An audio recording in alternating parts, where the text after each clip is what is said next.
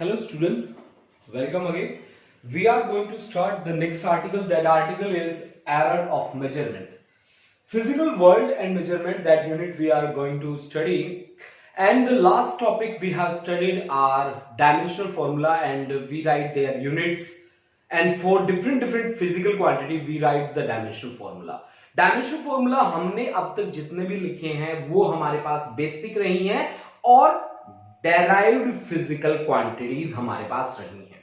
उसके साथ साथ हमने उनके यूजेस भी पढ़े। यूजेस ऑफ डायमेंशनल फॉर्मूला भी हमने लास्ट लेक्चर में स्टडी किए हैं, जिसमें यूजेस हमारे पास थे कि हम किसी भी गिवन रिलेशन का करेक्टनेस चेक कर सकते थे कि whether the given relation is correct और not. We can convert one system of units into another and we can derive a formula with the help of dimensional analysis. Dimensional formula की help से हम किसी भी relation को check कर सकते हैं कि ये रिलेशन ट्रू है या नहीं है। हम वन सिस्टम ऑफ यूनिट्स को अनदर में कन्वर्ट कर सकते हैं। एसआई टू सीजीएस हम कन्वर्ट कर सकते हैं, सीजीएस टू एसआई मतलब SI to CGS, CGS to SI हम कन्वर्जन कर सकते हैं, या SI to a new system या CGS to a new system हम कन्वर्जन कर सकते हैं। हम अपने फॉर्मूलाज भी बना सकते हैं, बट कंडीशन ये है कि आपको उस फिजिकल क्वांटिटी की डिपेंडेंसी गिवन होनी चाहिए। अब देखिए, जितना भी आप फिजिकल वर्ल्ड एंड मेजरमेंट में पढ़ते हैं, सबसे बड़ी बात क्या आती है? सबसे बड़ी बात आती है मेजरमेंट, मापना, मेजरमेंट, मेजर करना। आपको पता होगा स्टूडेंट्स, जब हमने इस चैप्टर की स्टार्टिंग करी, या यूं कहें कि हमने फिजिकल वर्ल्ड एंड मेजरमेंट की स्टार्टिंग करी, तो स्टार्टिंग में हमने फिजिक्स की डेफिनेशन को पढ़ा। फिजिक्स की डेफिनेशन को हमने कहा कि this is the real view of life. हम अपनी डेली लाइफ में क्या क्या देखते हैं, क्या क्या ऑब्जर्व करते हैं, all these things are related with physics. जैसे कि walking of a man, twinkling of star, splitting of white light into 7 colours, जैसे हमारी इमेज का बनना, जैसे लाइटनिंग के डिफरेंट फिनोमेना, जैसे कि इंजन का स्टार्ट होना, जैसे कि एरोप्लेन का उड़ना, जैसे कि रेलगाड़ी का चलना। Everything, each and everything which we observe in our daily life is related with physics.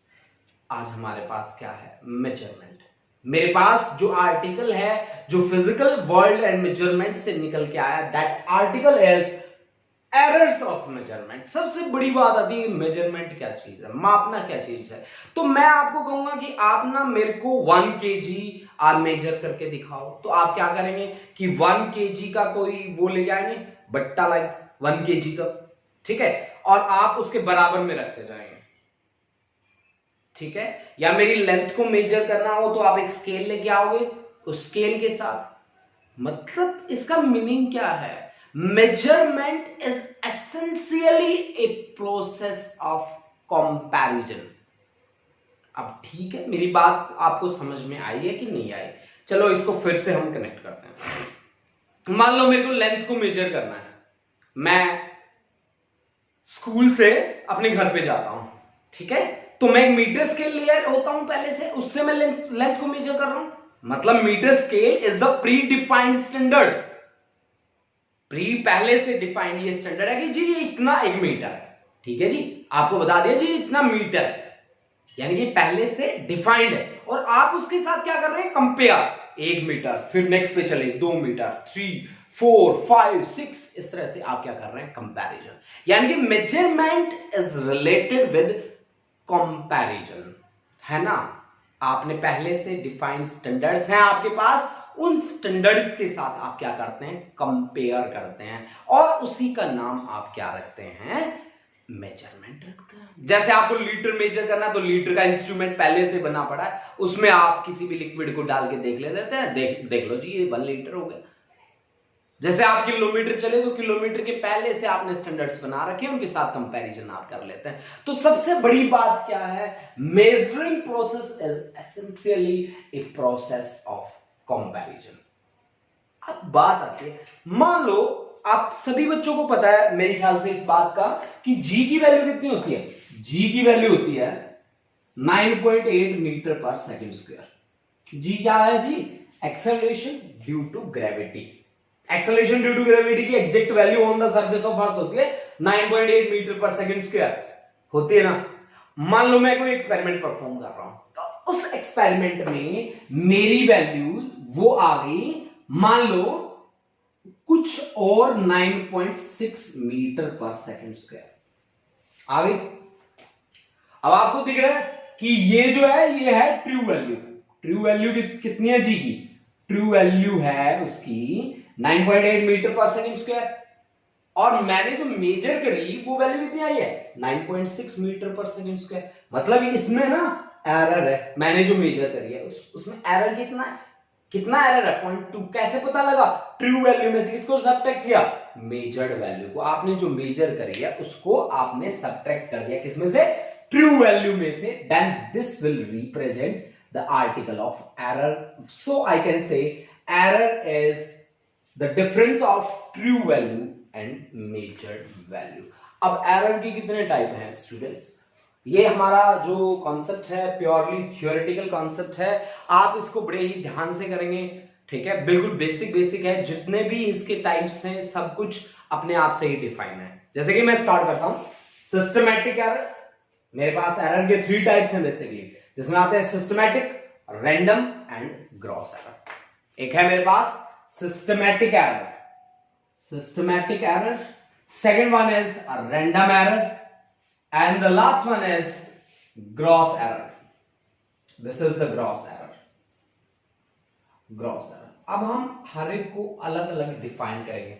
सबसे पहले मैं बात करता हूं सिस्टमैटिक एरर की। ये ऐसे एरर हैं जिनके कॉजेज हमें पता होते हैं। तो हम इनको क्या कर सकते हैं? मिनिमाइज कर सकते हैं। देखो स्टूडेंट्स, जब हम कोई भी एक्सपेरिमेंट परफॉर्म करते हैं 100% श्योर है कि एरर तो आते हैं। वो एरर बहुत सारे सोर्सेज हो सकते हैं उनके। कई बार बाई चांस एरर आ जाती है, कई बार temperature, humidity, pressure, height, depth का असर हो जाता है, कई बार मौसम का असर हो जाता है, कई बार हमारे इंस्ट्रूमेंट जो होते हैं वो सही से डिजाइन नहीं होते, कई बार हमारे इंस्ट्रूमेंट की सेटिंग सही नहीं होती, कई बार एक्सपेरिमेंट परफॉर्म करने वाला एक्सपीरियंस नहीं होता। बहुत सारे कॉजेज इनके हो सकते हैं। How we can minimise? ठीक है, क्या हम उनको मिनिमाइज कर सकते हैं? हर जी एक हद तक हम उनको कम कर सकते हैं। बिल्कुल एरर फ्री बनाने वाली बात जो है वो लगभग पॉसिबल नहीं है। बिल्कुल एरर फ्री की हम बातें नहीं कर सकते। स्टूडेंट्स, पहले हम बात कर रही है हमने सिस्टमैटिक एरर की। सिस्टमैटिक को हमने क्या कहा कि ऐसे एरर जिनके कॉजेज हमें पता है, तो हम उनको किसी ना किसी हद तक क्या कर सकते हैं? मिनिमाइज कर सकते हैं, कम कर सकते हैं। Although there are different type of systematic error, in which first is instrumental, second one is imperfection in experimental technique or procedure, third one is personal error, fourth one is error due to external causes, and last one is least count error. We have subdivided the systematic error into 5 categories. These 5 categories are instrumental error, second one is imperfection in experimental technique or procedure, third one is personal error, fourth one is error due to external causes, and fifth one is least count error. These are the 5 different types of systematic error. Then we start with instrumental error. Instrumental error से हम start करते हैं। मान लीजिए आप किसी भी experiment में कोई भी इंस्ट्रूमेंट आपने यूज किया। मान लो मैं ओम्स लॉ का अपरेटस यूज कर रहा हूं, V = IR। मान लीजिए उसमें रियोस्टेट सही वर्क ही नहीं कर रहा, या वो इंस्ट्रूमेंट सही से डिजाइन नहीं है, तो वहां पे 100% श्योर है V directly proportional to I तो नहीं आएगा ना। ठीक है, क्योंकि आपका जो इंस्ट्रूमेंट है वो सही से काम नहीं कर रहा। अगर सही से काम नहीं कर रहा, सही से डिजाइनिंग उसकी नहीं करी गई है, तो उस सिचुएशन में एरर आएंगे। मिनिमाइज कैसे कर सकते हैं? उनकी परफेक्ट डिजाइनिंग से। ठीक है, आप ध्यान रखें सारे के सारी प्रिकॉशंस, उसको बनाते टाइम, उसको डिजाइन करते टाइम जितने भी प्रिकॉशंस हमें लेने हैं वो सारे के सारे बड़े ही ध्यान से सावधानी पूर्वक हर एक डिजाइन उसको दे। ठीक है, then you can minimise these error. Second one is imperfection in experimental technique. मान लो मैं एक्सपेरिमेंट कर रहा हूं, मैंने पहले से कर ही नहीं रखा एक्सपेरिमेंट, तो मैं परफेक्ट नहीं हूं उस एक्सपेरिमेंट को करने के लिए, या मेरे को प्रोसीजर नहीं आता जिस प्रोसीजर को फॉलो करके मुझे उस एक्सपेरिमेंट को परफॉर्म करना है वो मुझे नहीं पता। इन दैट सिचुएशन 100% श्योर है यार नहीं आएगा ना मेरे को, तो फिर एरर तो आएंगे ना, है ना। तो फिर कैसे मिनिमाइज करें भाई? बार बार करके देखो, बार बार आप उस एक्सपेरिमेंट को परफॉर्म करके देखो, these error can be minimised. देखो मैं बार बार वर्ड यूज कर रहा हूं, मिनिमाइज कर सकते हैं हम, ठीक है। बिल्कुल एरर फ्री बनाना तो मेरे तो बस की बात लगभग है नहीं, ठीक है। उसके बाद हम बात करते हैं पर्सनल एरर। कई बार हम पर्सनल क्या कर देते हैं, पर्सनली हम बहुत सारी चीजों को इग्नोर कर देते हैं, सोर्सेज ऑफ एरर को इग्नोर कर देते हैं। वहां पे थर्ड पॉइंट लिखा है personal error, sources of error को नेग्लेक्ट कर देते हैं। पर्सनली हम क्या कर देते हैं, हम सोर्सेज ऑफ एरर को नेग्लेक्ट कर देते हैं। बहुत सारी चीजें जहां से एरर आ सकती है उनको हम क्या कर देते हैं, नेग्लेक्ट कर देते हैं। तो आप पर्सनल एरर को कैसे रिमूव कर सकते हो? जितने एक्सपेरिमेंट में प्रिकॉशंस हैं वो प्रिकॉशंस आप ध्यान रखें। अगर आपने प्रिकॉशन सही से फॉलो करें तो फिर पर्सनल एरर आपके नहीं आएंगे, ठीक है। Error due to external causes, external causes में आपके पास क्या हो सकता है, temperature, pressure, humidity, height, depth, ठीक है, और एनवायरमेंटल भी हो सकता है, ठीक है। तो ये आपके एक्सटर्नल कॉजेज बन के उभर सकता है। तो आप किस एक्सपेरिमेंट को किस कंडीशन में कर रहे हैं, आपको वो कंडीशंस पता होनी चाहिए, ठीक है। अगर आपको वो कंडीशंस पता है then these error can be minimised, okay. अच्छा, लीस्ट काउंट एरर में क्या होता है, पॉइंटिंग की वैल्यूज आ जाती है आपके पास। लास्ट है मेरे पास लीस्ट काउंट एरर, पॉइंटिंग की वैल्यूज आ जाते हैं 0.0005 और हमने उस वैल्यू को क्या कर दिया, नेग्लेक्ट कर दिया। अब नेग्लेक्ट कर दिया उस सिचुएशन में जब हम वैल्यू लेके रीडिंग जो ले रहे हैं, डाटा इकट्ठा कर रहे हैं, डाटा जब इकट्ठा किया हमने और टोटल निकाला तो एरर आई हमारे पास, क्योंकि हमने वो 0.005 वाली वैल्यू को नेग्लेक्ट कर दिया। तो अगर आप लीस्ट काउंट एरर से बचना चाहते हैं तो पॉइंटिंग वाली वैल्यूज को आप ना छोड़ें, ठीक है। तो ये एरर आपकी मिनिमाइज हो जाएगी। Second type is random error. Random error को मैं बाई चांस एरर बोलता हूं। बाई चांस, कई बार ये एरर पॉजिटिव हो जाते हैं, कई बार ये एरर नेगेटिव हो जाते हैं, कई बार ये एरर बाय द वे हमारे सामने आ जाते हैं, हालांकि हम सब कुछ सही कर रहे होता है।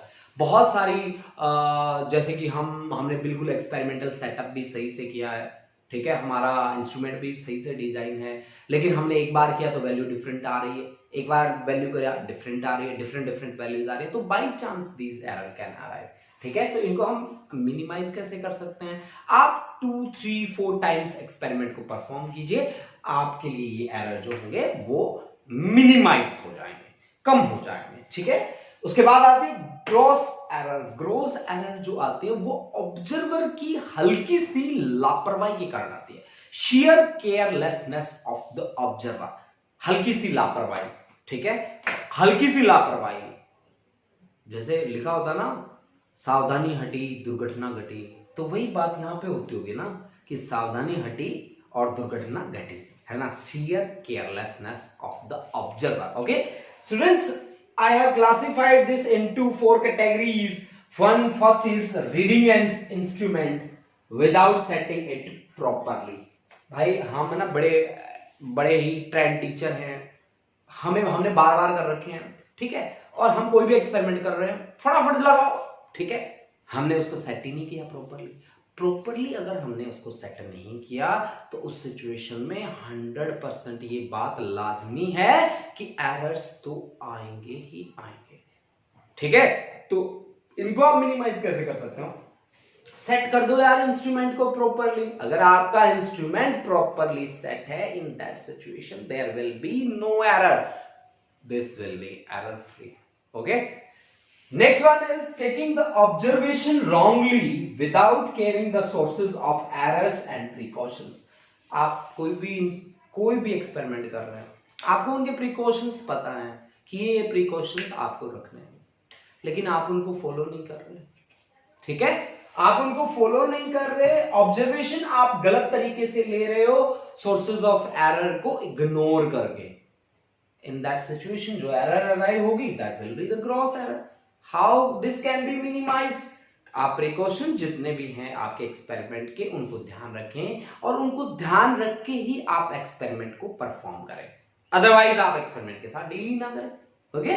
नेक्स्ट देखिए, रिकॉर्डिंग द ऑब्जर्वेशन रॉन्गली। भाई आपने जितनी भी ऑब्जर्वेशंस ली हैं आप रॉन्ग डाटा कलेक्ट करते जा रहे हो या गलत तरीके से आप अप्लाई कर रहे हो रिलेशन के अंदर। अगर गलत तरीके से आप अप्लाई कर रहे हो, in that situation the error will arise, that is gross error. How we can minimise? सही से फॉर्मूला आप यूज कीजिए और सही डाटा का सही जगह पे इस्तेमाल कीजिए, ठीक है। Okay, last one is using wrong values in the calculation. जैसे अभी थोड़ी देर पहले हमने लिया था जी की वैल्यू होती है 9.8, आप ले रहे हो 9.6 मीटर पर सेकंड स्क्वायर। 100% श्योर है ना भाई, अगर आप रॉन्ग वैल्यू ले रहे हैं तो फिर उस सिचुएशन में एरर्स तो आएंगे आएंगे, हाँ जी बिल्कुल आएंगे, और उस एरर का नाम होगा ग्रॉस एरर। तो आप जितनी भी वैल्यूज आप यहां पे ले रहे हैं वो वैल्यूज आपकी क्या होनी चाहिए? करेक्ट होनी चाहिए। अगर आपकी वैल्यूज करेक्ट हैं, in that situation there will be no error. Okay students, now next we move to the article. That article is absolute error, mean absolute error, relative error or fractional error. These we will study in next article. So let's start this article students. Okay student, next article we have the absolute error, mean absolute error, relative error or fractional error. Let us consider a physical quantity that have the different values. Let us consider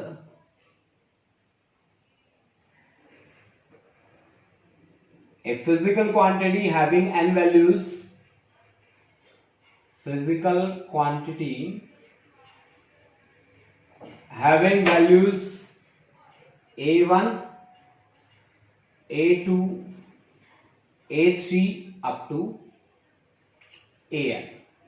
हमारे पास ये एक physical quantity है students. मैं यहाँ पे जो perform करने वाला हूं वो कंप्लीटली आप न्यूमेरिकल्स में यूज करेंगे, ठीक है। उसमें बेस होके हम एक न्यूमेरिकल भी करेंगे, although I will write the values directly, ठीक है। मैं कैलकुलेटर का यूज करता रहूंगा बार बार बीच बीच में और उनसे मैं वैल्यूज लिखूंगा, ओके। फिर भी आपको मैं एक वे बता देता हूं कि आप किस तरह से परफॉर्म करेंगे। देखो, आपको एक फिजिकल क्वांटिटी दे रखी है जिसके पास n वैल्यूज हैं, a1, a2 up to an। सबसे पहले इनका अर्थमेटिक मीन निकालिए। इनका मीन क्या होगा? इन सभी को ऐड कर दो, ठीक है, और ऐड करके नंबर ऑफ टर्म से डिवाइड कर दो। कर दिया? ये आ गया बच्चों इनका मीन।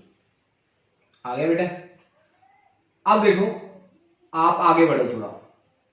सबसे पहले एब्सोल्यूट एरर आपको निकालना A1 में, ठीक है। Absolute error in A1, absolute error in A1 that may be written as delta A1. This is mean value minus A1. This is mean value minus A1. Similarly, absolute error in A2 is delta A2, that is mean value में से subtract कर दो A2 को। Okay students, इसी तरह से आप N term तक चलते जाइए कि absolute error in an that is equal to delta an which is equal to mean value में से nth टर्म को सब्ट्रैक्ट कर दीजिए। These are the absolute error in A1, मतलब delta A1, delta A2, delta AN जो आए हैं आपके, वो एब्सोल्यूट एरर आए हैं in different quantities A1, A2, A3, AN। अगर आपको इनका मीन निकालना हो तो कैसे निकालोगे students? Mean, then that word is mean absolute error. I am using a different colour pen. Then mean absolute error, how I can calculate this value? This is delta A mean, delta A mean. Students, I have to calculate the value of delta A mean. Okay? Then you have to use A1. You have to take the modulus of A1. मतलब क्या है इसका? मैंने ये जो है ना, ये क्या लिया है? मॉडुलस लिया, मॉडुलस मैंने लिया है। इसका मीनिंग क्या पता है आपको? इसमें चाहे प्लस है चाहे माइनस है, अल्टीमेटली वैल्यू प्लस ही जाएगी। ओके, प्लस ले लो चाहे माइनस ले लो, इसका रिजल्ट प्लस ही आएगा, ठीक है। प्लस डेल्टा A2, कहां तक चला जाऊं मैं, n टर्म्स है मेरे पास, plus delta AN and divide by n. This is the mean absolute error. Okay, बच्चा party, this is mean absolute error. Now the relative error. This is relative error. ठीक है, relative error मुझे कैसे निकालना पड़ेगा, delta A mean divide by delta A mean divide by A mean, ठीक है, this is relative error, ठीक है। और परसेंटेज एरर का मैंने नाम नहीं लिखा क्या यहां पे, नहीं लिख रखा भाई, चलो हम ऐड कर देते हैं percentage error, percentage error, percentage error. जो आपके पास आया है ना रिलेटिव, उसको 100 से मल्टीप्लाई कर दो बस, delta A mean divide by A mean multiplied by 100, this is percentage error, ठीक है। ये आपके पास क्या होगा, परसेंटेज एरर होगा। अब स्टूडेंट्स, अब हमने ये तो फॉर्मूलाज बना लिए हमने different, now how we can work on these formulas. तो इसके लिए हमें एक न्यूमेरिकल लेना होगा और उस न्यूमेरिकल पे हम काम करके देखेंगे स्टूडेंट्स। चलो स्टार्ट करते हैं उस पे काम करना। Hello students, we are given a numerical that is based on mean value, उसके बाद mean absolute error, उसके बाद है हमारे पास relative and percentage error। इसमें क्या given है हमारे पास, the refractive index of water is found to have the values 1.29, 1.33, 1.34, 1.35, 1.32, 1.36, 1.30 and 1.33। Calculate the mean value, हमें mean value calculate करनी है, एब्सोल्यूट एरर हमें निकालना है, रिलेटिव एरर हमें निकालना है, परसेंटेज एरर हमें निकालना है। लेट्स स्टार्ट, हम कैसे सॉल्व करते हैं। सबसे पहले तो कुछ नहीं है, मीन वैल्यू निकाल लो। रिफ्रैक्टिव इंडेक्स को म्यू से डिनोट करते हैं हम, म्यू, और इसके नीचे लिखो मीन। मीन वैल्यू निकाल रहे हो, मीन लिखोगे, ठीक है भाई। Mu mean that is equivalent to, सभी को जोड़ दो, आपके पास वैल्यूज हैं 1.29 प्लस 1.33, 8 वैल्यूज है, 1.34 plus 1.35 plus 1.32 plus 1.36 plus 1.30 plus 1.33, और डिवाइड बाय कर दो आप इसको किससे, 8 से। जब आप इनको ऐड करेंगे और डिवाइड करेंगे 8 से, आपके पास वैल्यू आ जाएगी 1.3275, 1.3275, इसको अप्रोक्सीमेट में ले लेता हूं, कितना, 1.33। ये मेरे पास मीन वैल्यू आ गई। अब मैं निकालता हूं absolute error in first refractive index. Absolute error in mu1 that is equivalent to delta mu1 which is equal to mu mean minus mu1। Mean की है 1.33 और सबसे पहला कौन है भाई, 1.29, ठीक है। तो ये आ गया 0.04, ओके। अच्छा, absolute error in mu2 that is delta mu2, delta mu2 mu mean minus mu2, तो आपके पास 1.33 माइनस 1.33 आ गया, ये भी है ना, तो this is 0। Similarly delta mu3 which is equal to 1.33 minus third value देखो भाई 1.34, this is equal to minus 0.01, okay. Delta mu4 1.33 minus 1.35, this is minus 0.02. Delta mu5 that is 1.33 minus 1.32, 1.32, this is 0.01, okay. Delta mu6 1.33 minus कितना 1.36, this is minus 0.03.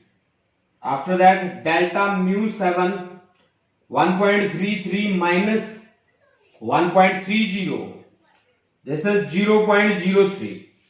Delta mu 8, this is 1.33 minus 1.33, this is 0. ये आपके पास आ गए सारे के सारे absolute error आ गए, ठीक है। इनको थोड़ा सा अलग रख दो ताकि आपको प्रॉब्लम ना हो। अब मुझे क्या करना है, मुझे अब डेल्टा म्यू का मीन वैल्यू निकालना है। डेल्टा म्यू का मीन वैल्यू निकालते टाइम आपको ये ध्यान रखना है कि अगर कोई प्लस माइनस आ रहा है तो आपको उसे मेंशन नहीं करना, आपको प्लस वैल्यूज ही लेनी है। ओके स्टूडेंट्स, सिंपल आपका एडिशन सब्ट्रैक्शन है बस, और कुछ नहीं है, ठीक है। तो डेल्टा म्यू का मीन कैसे निकालोगे? डेल्टा म्यू 1 कितना है 0.04 प्लस डेल्टा म्यू 2 कितना है 0 है, प्लस डेल्टा म्यू 3 माइनस है ना, प्लस ले लो 0.01, प्लस म्यू 4 कितना है माइनस है ना, तो 0.02, प्लस ये 0.01 प्लस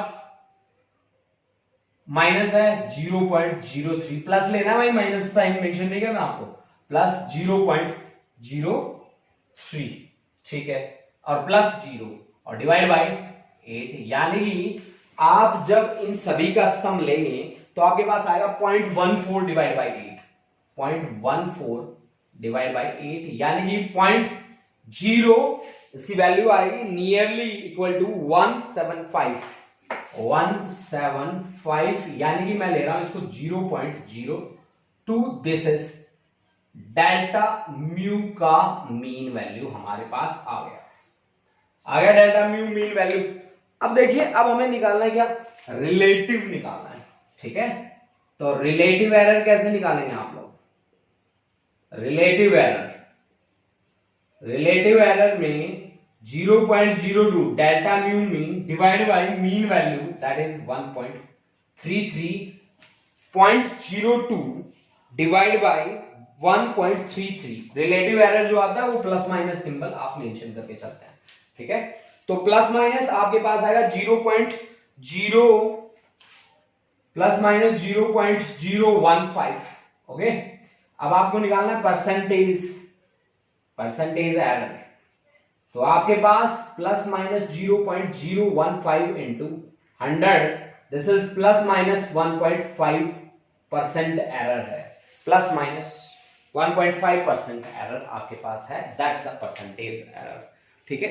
स्टूडेंट्स, आप इस तरह से परफॉर्म कर सकते हैं इन न्यूमेरिकल्स के लिए। Take a screenshot, after that we will move to the next article. Thank you students.